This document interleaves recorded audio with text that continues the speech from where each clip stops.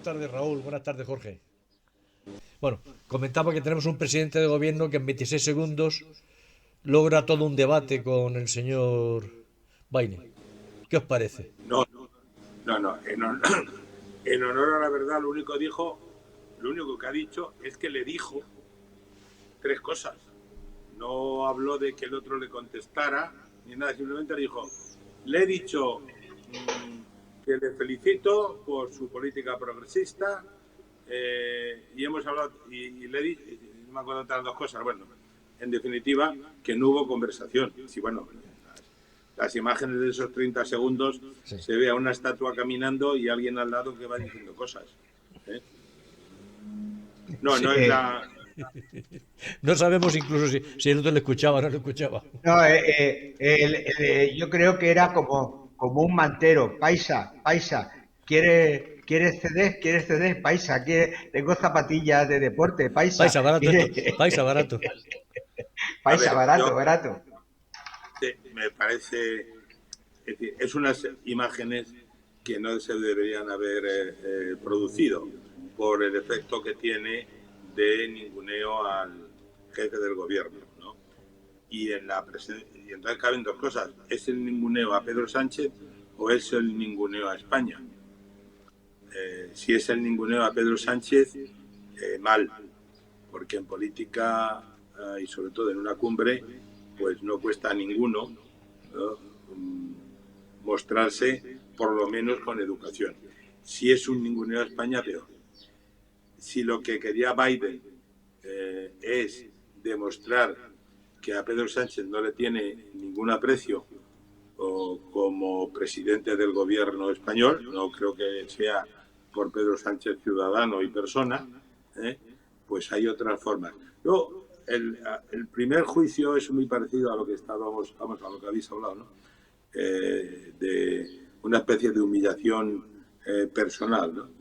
Pero una vez que pasa ese instante y empiezas a mirar un poco más, que es una cumbre de la OTAN, que el año que viene se va a celebrar en España, que los temas que están inmediatamente después de esta cumbre de la OTAN, el señor Biden se va a entrevistar con Vladimir Putin, me parece que las imágenes, la relación de un socio tan estratégico como España merecía otro tratamiento.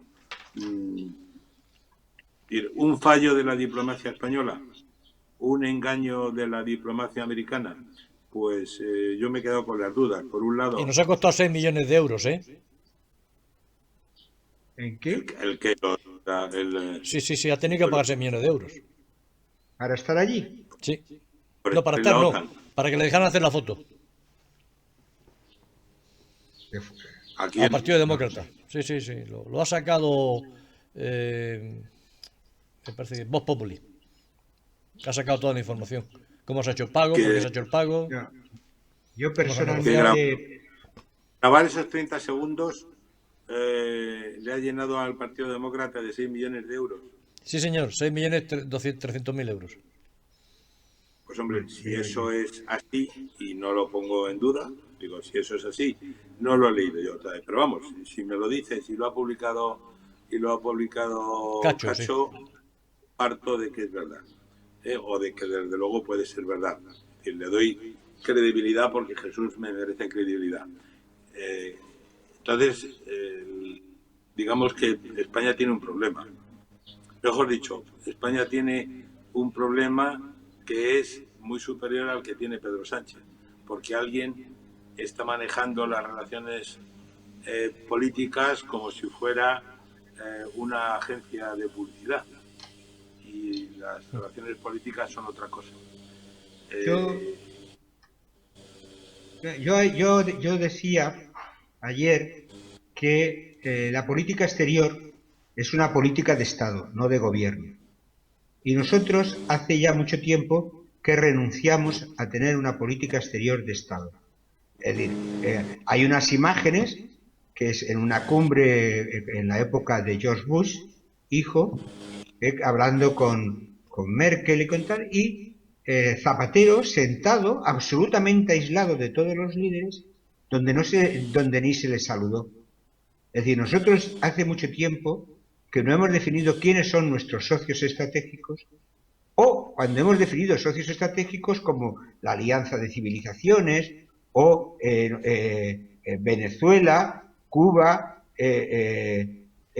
todo el chavismo hispanoamericano, eso al final se paga.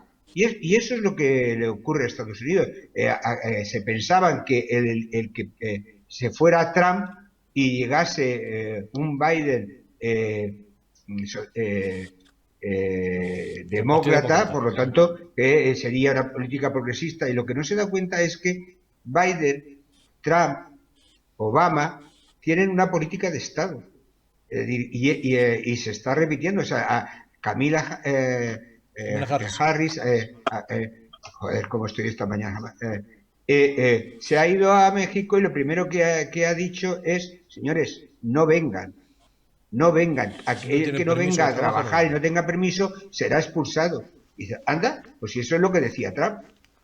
Es decir, que de alguna manera no tenemos una política exterior clara, nítida. No somos un socio fiable. Zapatero se llevó el barco aquel de ayuda humanitaria sin contar con nadie. Oye, tú estás dentro de la OTAN, tú tienes una serie de compromisos y tienes que respetarlos, ¿no?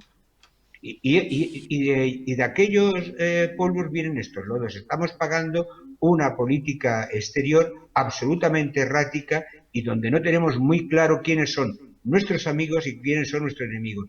Y seremos la cuarta economía de la Unión Europea. Pero no somos más que una potencia de tipo medio que sí tiene una situación geoestratégica importante, pero que realmente nosotros no hemos sabido potenciarla.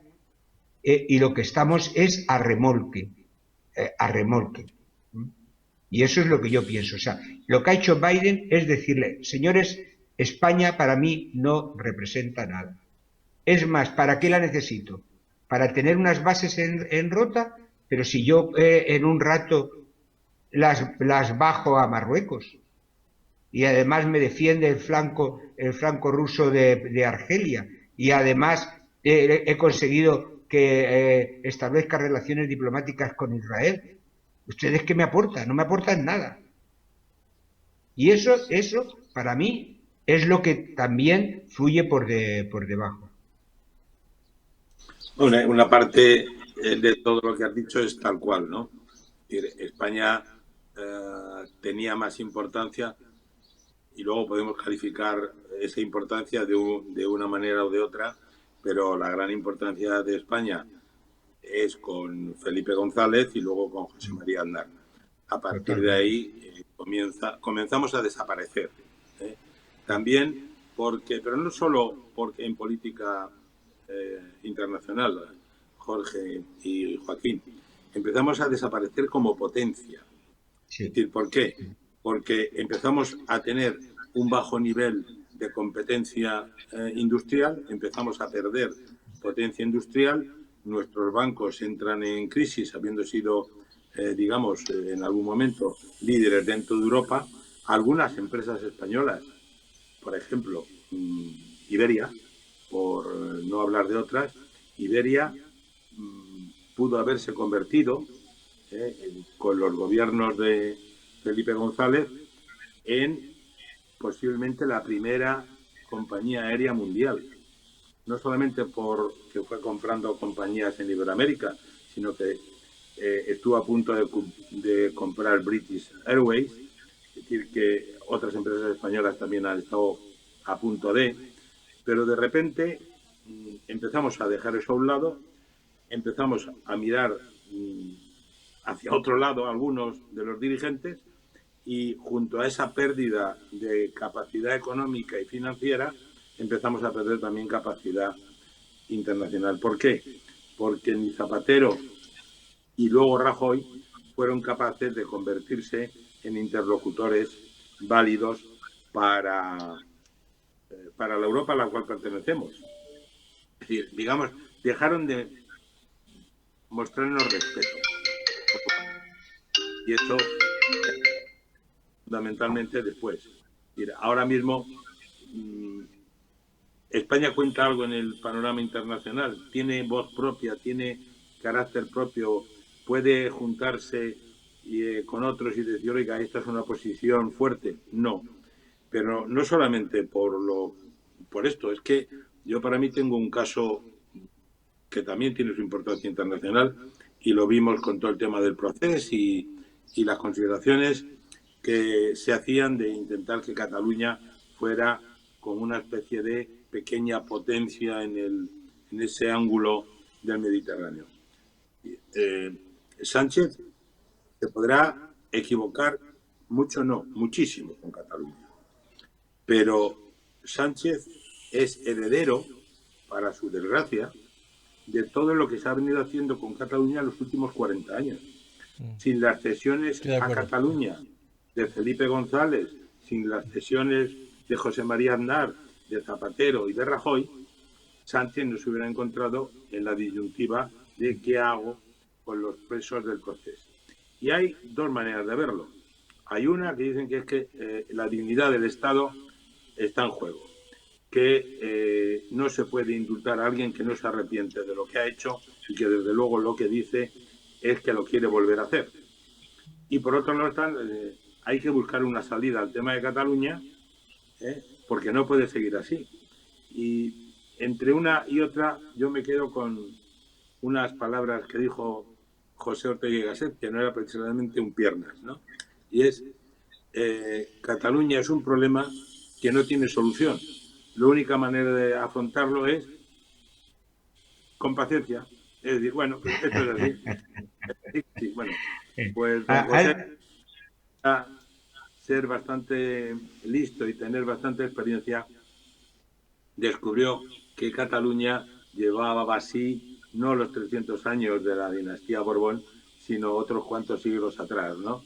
Y yo en estos tiempos y en estos días me estoy dedicando más a leer historia y demás que a mirar algunos acontecimientos de la política cotidiana, que son bastante aburridos porque se repiten de forma machacona un día tras otro sin aportar ninguna novedad, que si la ministra y vicepresidenta Yolanda quiere ir más a avanzar en el salario mínimo profesional o en el ingreso mínimo vital, que Montero no le dice que por ahora no, pero es que repetir lo mismo, si os fijáis, llevamos repitiendo eso un año. Y la parte de Unidas Podemos quiere más, otros quieren hablando de Raúl, hablando de Cataluña, ¿no crees que el principio del mal fue tapar, o sea, la amenaza que le hizo el señor Pujol para no desvelar el tema del rey de Soleado, y que se ha estado tapando, y eso ha sido el gran pecado? O sea, tapar al monarca, a Juan Carlos, los dineros que ahora parece que también estaban en Andorra. La cuenta Soleado. Pero Pujol también tenía que ocultar, es decir, quiere decir que eso se puede llegar a una negociación, se podía llegar a una negociación muy compleja. Yo tiro de la manta y salgo al rey, que también tiene la cuenta Soleado. Yo pienso que en plan refranero, que entre todas las mataron y ella sola se murió. Es decir, que quiere decir que lo de Cataluña está en el tema de la lengua, que parece una tontería, pero es decir, ¿por qué? Porque se implantó en la educación, y la educación es la primera base para que cuando esas personas se vayan haciendo mayores, todos somos resultado de lo que hemos estudiado, de lo que hemos vivido, de lo que hemos trabajado. Y efectivamente, si tú has vivido que España nos roba, tú has vivido que para qué necesitas el español si el catalán es una ley, pues a partir de ahí acabas siendo independentista. Quiere decir que de alguna manera había que haber dejado, es también otro refrán que más vale una vez colorado que ciento amarillo. En algún momento había que haber dicho hasta aquí, este es el límite. Y eso no se hizo, y cada vez ha habido un límite mayor. Y como se necesitaban sus votos para la gobernabilidad del país, y porque siempre se decía, no, eso tampoco, bueno, pues hay que pensar que piensan diferente, pues es como los vascos, o como... No. Hemos creado la hidra de Lerna, que le han aparecido tantas cabezas, que ya veremos si somos capaces de matarla. Eso es lo que yo modestamente pienso. Y hay una cosa, Raúl, que has dicho que me parece una reflexión muy importante antes, y era de que en algún momento decidimos tirar la toalla en el tema industrial, y yo estoy totalmente de acuerdo. Y entre otras cosas, una de las bases de la industria es tener una energía barata. Y justo las medidas que se han llevado es justo para todo lo contrario, para tener una energía cara, que nos resta competitividad, pero que se ha trasladado ya a las familias y a los hogares. Y ahora estamos pagando, de pasar a ser uno de los países que pagaba una energía, una electricidad a unos precios muy aceptables, a ser de los más caros de Europa. Y además, pues descartar radicalmente la energía atómica, que ha evolucionado y ha mejorado y es barata y es limpia, tirar abajo el trasvase del Ebro, que servía no solamente para regar a los monegros y a todo el levante español, con lo cual había agua a un precio. Y además en toda esa obra de ingeniería se producían saltos de agua que daban megavatios de electricidad bastante aceptables a un también de una energía limpia y barata. Y no, lo hemos convertido en todo lo contrario, en desaladoras, con una tecnología todavía muy incipiente, que además tiene una corrosión impresionante, y por lo tanto da un agua muy cara, aparte de insípida, que no sabe a nada, o sea que después hay que ponerle aditamentos. Entonces, hemos llevado una política contraria a lo que interesa. Y ahora nos quejamos de que si un país de camareros, de que si valor añadido, pero si todo eso lo habéis hecho vosotros, ¿de qué os quejáis? Pues Igual mira, que, perdona, y termino ya, exactamente igual que el Plan 2050 contempla la llegada de emigrantes para que paguen nuestras pensiones. Dice, o sea, tú has tirado ya la toalla trabajo primero. con un 40%, con un 40% de paro juvenil, con una gente que cada vez tarda más la edad se va a tener un hijo, pero bueno, ¿ese es vuestro plan 2050? Sois unos energúmenos, unos incompetentes, y además no tenéis ni siquiera una medio visión estratégica de país. En fin, me callo. Me callo porque... Decía que a mediados de los 80, yo creo que alguna vez ya os lo he comentado, en una conversación con el entonces poderosísimo ministro de Economía y Hacienda llamado Carlos Solchaga, y estoy hablando hace pues 30 y pico años, sí, 35, 30 años, me dijo, España tiene que ser un país de servicios. Es decir, que hace 35 años la persona que llevaba y dirigía los designios económicos de este país, y con un equipo, por ejemplo, el ministro de Industria era Claudio Aranzadi, en fin, que no eran recién llegados a esto, ¿no? Ya apostaba porque España fuera un país de servicios. Es decir, de una manera u otra, que el 20 y tantos por ciento, el 23% del PIB nacional estuviera supeditado a los servicios, es decir, al turismo, fundamentalmente. Luego, se ha invertido muy poco en investigación y en desarrollo. Bueno, pues ahora resulta que todo lo compramos fuera. Y hay unas cifras que explican hoy todo esto, textuales de una conversación entre los dos. España tiene que ser un país de servicios. España tiene que apostar por los servicios. Es decir, digamos, el ministro que debía dirigir la economía hacia el futuro en este país apostaba directamente porque España fuera eso, un país de servicios. Pero el 3% del PIB nacional estuviera ligado al turismo, en definitiva. O sea, eso para mí que es totalmente cierto, va añadido a que posiblemente en esas negociaciones europeas También porque había mucha industria ya obsoleta que solamente se podía mantener con el proteccionismo fiscal de la dictadura y había que desmantelar industrialmente. Y la reindustrialización que tanto se prometía no es una cosa que se improvisa y donde hay que meter mucho dinero. Y hasta ahí yo lo acepto. Pero tú has sacado un tema que yo también he pensado muchas veces que me parece importantísimo. Es decir, ¿cuál ha sido nuestra inversión en IDI, en investigación, desarrollo? Ha sido bajísima y sabemos que estábamos acercándonos a una era donde las grandes siderurgias, las grandes ya estaban en declive y lo que tenía futuro era el talento, la inteligencia, la innovación, y en eso nosotros Mira, podríamos haber sido buenos. Jorge, Y en cambio también hemos tirado la toalla en eso. no, hay muchos datos, ¿no? Pero de los datos importantes, ¿no? España en los últimos 40 años se ha movido siempre entre un 10 y un 25% de paro. Estructuralmente. Eso para un país es fatal.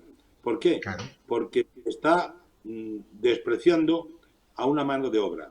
Y ahora entraríamos en si esa mano de obra es cualificada o poco cualificada o muy cualificada. Y ahí están los datos, tanto de la OCDE como todos los datos internacionales, que dicen que España, a nivel de formación, está por debajo de la media europea. ¿Por qué? Pues porque la enseñanza como tal ha ido perdiendo calidad, pero a pasos agigantados.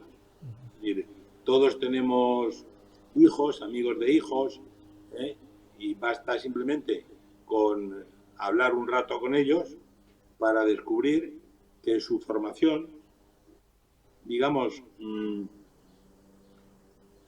completa, de la que al final salen los países para adelante, es muy deficitaria. Podrán manejar bien un ordenador, entrar en redes, pero de repente, pues no saber quién fue, voy a poner un ejemplo muy pedestre, ¿no? Isabel la Católica, ¿no? Por decir algo, ¿no? Que parece una tontería. Y para mí, ¿para qué sirve saber quién fue Isabel la Católica? Y dice, pues no, realmente vas a vivir igual, ¿no? Pero eso se traduce en que, efectivamente, si tú no conoces a tu país, y vuelvo al principio, es difícil. Perdona. Si tú no conoces a tu país, es difícil defenderlo. Y nosotros, mi generación y las siguientes, todavía más, tenemos un enorme déficit de conocimiento de lo que es España, de cómo se ha formado este país, de cuáles son sus raíces, sus partes comunes, su manera de vivir, aquello que nos une y no nos desune. Y por eso tenemos el problema de Cataluña, y por eso tenemos el problema del País Vasco, y por eso Marruecos. No, justamente iba ahí, teniendo ese problema. ¿Por qué? Porque si no entendemos que Marruecos, en su historia, en un momento determinado, el califa que se independiza de Arabia Saudí, de lo que hoy es Arabia Saudí, como bereber, llegaba hasta gran parte de lo que siempre se ha dicho, los reinos andalusíes, pues es una manera de no llegar al fondo del asunto, ni aprovechar las ocasiones. Hemos apostado mal siempre. Bueno, han apostado mal, porque es que los españoles no nos han preguntado qué nos parecía mejor o peor. Simplemente los que estaban al mando han ido tomando decisiones, muchas de ellas muy desafortunadas. Y no me refiero ni a las últimas de Pedro Sánchez, ni a las primeras y últimas de Adolfo Suárez, por abarcar todo el periodo democrático, sino también hacia atrás. Es decir, las guerras de Marruecos pues fueron una mala apuesta, tanto la primera como la segunda. Y no supimos entender de qué estábamos hablando ni de qué se iba a hablar en el futuro. El problema del Sáhara viene de entonces, acuciado porque de repente las tierras que no valían nada se descubre que son muy valiosas. Y ahí Fobucra, aparece los la fosfatos. justicia. Sí, y curiosamente, mirad, ¿sabéis quién, a través de una sociedad con otros ilustres compañeros socialistas, no sé si lo mantiene, tenía el 5% de explotación de los De lo- fosfatos? Fosbucra se llamaba aquello. Sí, de Volkswagen, sí. No, no ¿Quién, lo quién? sé, No, no claro. lo sé. Y Joaquín tampoco. No, no, no. Don Carlos Ochaga. Coño. Sí, Carlos tenía el 5% de la explotación de Volkswagen. No sé dónde estaba Carlos y otros ilustres socialistas. Es decir, que Eran los alemanes los que pusieron la cinta transportadora de 100 kilómetros. el Navarro de tonto ni un pelo. No, ya, ya.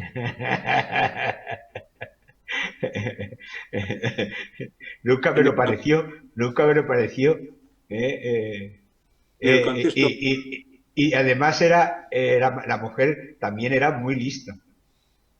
Con caso no, Chaga yo también era. sí la conocí, pero vamos, la conocí.